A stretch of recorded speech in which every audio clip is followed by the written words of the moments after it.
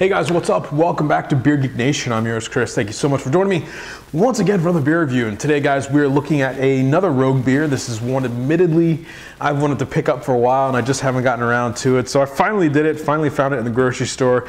This one is their John John Ale, which is basically Dead Guy Ale, aged in Dead Guy whiskey barrels. As you guys may or may not know, Rogue not only brews beer, but they distill their own spirits. So those two kind of teams got together and came up with this beer. It comes in at 6.4% alcohol by volume, so it is a little bit higher than the standard Dead Guy Ale. Looking forward to this one, so let me get into a glass that you guys know how it smells, tastes, and give you the verdict on Rogue's John John Ale.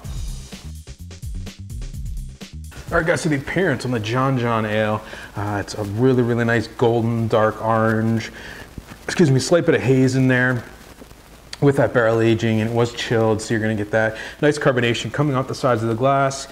There was a 3 to 4 fingers white head on there, nice tight bubbles, kind of a rocky appearance in the middle, decent amount of lacing. I'm getting a slight amount of alcohol legs on that one, but yeah, I mean, it looks a lot like Dead Guy does.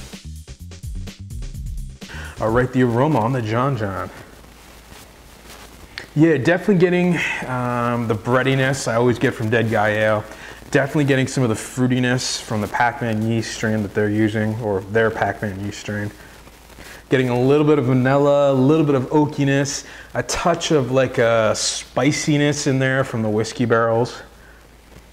Yeah, it's a really nice smelling beer. I wouldn't say any of the barrel characters is too overwhelming. It's just really kind of subtle and more enhances than anything. Nice stuff. All right, the taste on the John John Ale. Cheers.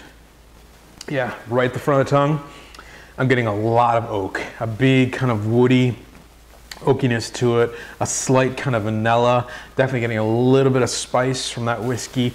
Again, not like a barrel-aged imperial stout or anything. It's very, very subtle, and it's blending. I get caramel notes, a nice breadiness, a nice kind of toffee coating the mouth, that kind of flavor. And there's kind of this underlying sense of like a spiciness in there, like you get from a good scotch or a whiskey. Definitely kind of hanging out in the mouth, blending with the big kind of bready caramel notes in the Dead Guy Ale and the fruitiness from the Pac-Man yeast in there. It's a really kind of subtle beer, but at the same time, it's really, really complex. It's a nice tasting beer. Okay, so the final verdict on the John John Ale from Rogue, and I should mention the John from the Distiller and John, the Brewmaster from Rogue, 6.4% available now. Guys, I'm gonna give this one a B.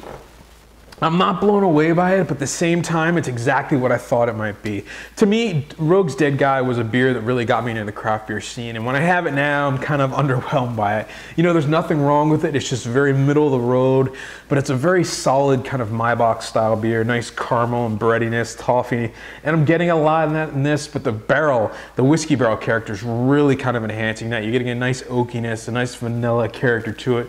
Again, that spiciness from the whiskey coming through to blend with the original characteristics from the Dead Guy, and you have this great Dead Guy on Dead Guy action that doesn't really do anything crazy, but it really kind of plays off each other nicely and does some really cool things. So I think it's worth checking out. If you like Dead Guy, definitely check this one out. It's a whole nother kind of play on Dead Guy, I should say. So a B for me. And remember, folks, life is too short. Drink amazing beers. Cheers.